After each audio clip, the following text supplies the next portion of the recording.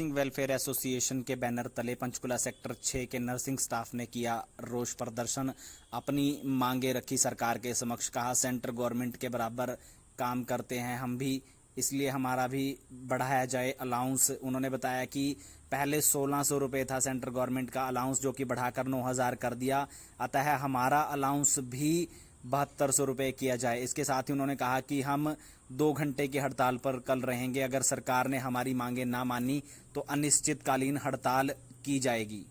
यह जानकारी nursing welfare association की प्रधान विनीता पांगड़ ने। प्रोटेस्ट कर रहा है, किस विषय के ऊपर प्रोटेस्ट कर रहे हैं, क्या आपकी मुख्य मांगे हैं, और एक बार बताइए प्लीज। सर, मैं Vinita Pangad, state president nursing welfare association Haryana. Sir, ये हम प्रोटेस्ट कर रहे हैं आज अपने नर्सिंग अलाउंस के लिए, जो कि सेंट्रल गवर्नमेंट 1998 से दे रही है, और तब से हम इसके लिए फाइट कर रहे हैं।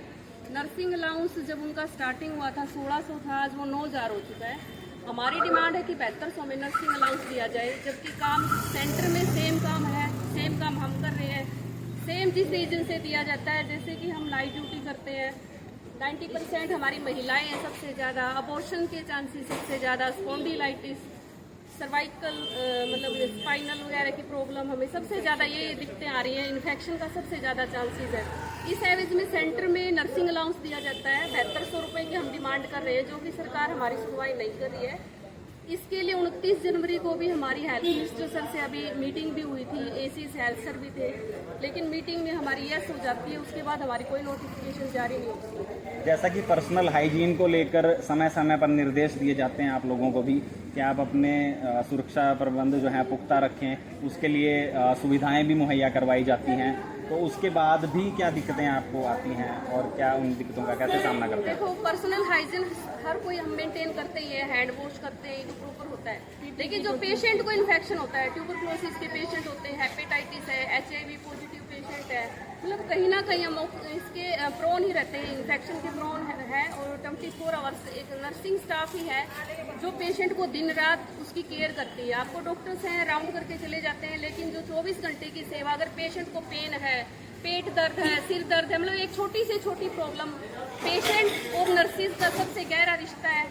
पेशेंट और नर्सिस ही हैं जो सबसे ज़्यादा हॉस्पिटल में एक दूसरे के कांटेक्ट में रहते हैं, और हॉस्पिटल की रीढ़ की हड्डी हमारी है नर्सिंग स्टाफ है। अगर नर्सिंग स्टाफ ही नहीं रहेगा तो हॉस्पिटल भी अपाहिज हो जाएंगे, और इसलिए हम सरकार से मांग करते हैं कि हमें नर्सिंग अलाउंस 7200 रुपये जो सेंटर के समान है वो दिया जाए। दूसरी हमारी डिमांड है कि हमें ग्रुप बी में शामिल किया जाए, जैसे कि सेंट्रल गवर्नमेंट में नर्सिंग स्टाफ को सेम ग्रेड है और हमें ग्रुप सी में शामिल किया गया। हम चाहते हैं नर्सिस को सम्मान देने के लिए, जैसे कि हमने कोविड में इतनी ड्यूटियां की हैं, दिन रात हमने पेशेंट की केयर की है, उसके एवज में हमें एक सम्मान के रूप में ग्रुप बी में शामिल किया जाए। अगर सरकार हमारी बातें नहीं मांगती तो हमारा कल 2 घंटे की स्ट्राइक है, सभी जिलों में है ये स्ट्राइक, पूरे हरियाणा में CHC PHC लेवल में। अगर सरकार हमारी कल मांग नहीं मानती, उसके बाद हमें नहीं बुलाती, तो हम उसके बाद एक कड़ा कोई फैसला लेंगे, या अनिश्चितकालीन हड़ताल करेंगे, CM आवास घेराव करेंगे, या हम नाइट शिफ्ट का विरोध करेंगे। जैसा कि आपने बताया, समय समय पर पहले भी अन्य विभागों के अधिकारियों द्वारा अनिश्चितकालीन हड़ताल की गई है, उनकी मांगें मानी भी गई हैं, कुछ हद तक मांगें नहीं भी मानी गई हैं।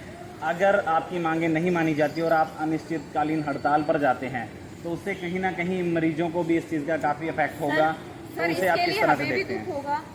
कल हमारी जो स्ट्राइक है, हम इमरजेंसी सेवाएं बंद नहीं करेंगे, लेबर रूम, इमरजेंसी, बच्चों का वार्ड है, निक्कू है, उसको हम चालू रखेंगे सिर्फ पब्लिक के लिए। हालांकि अनिश्चितकालीन होता है, अगर हम अनिश्चितकालीन हड़ताल पे जाते हैं, इसके जिम्मेवार हम नहीं, सरकार होगी, क्योंकि हम 1998 से ये मांग कर रहे हैं, और इसकी सारी गलती सरकारें हैं, जो सरकारें आई हैं, जो सरकार प्रेजेंट है।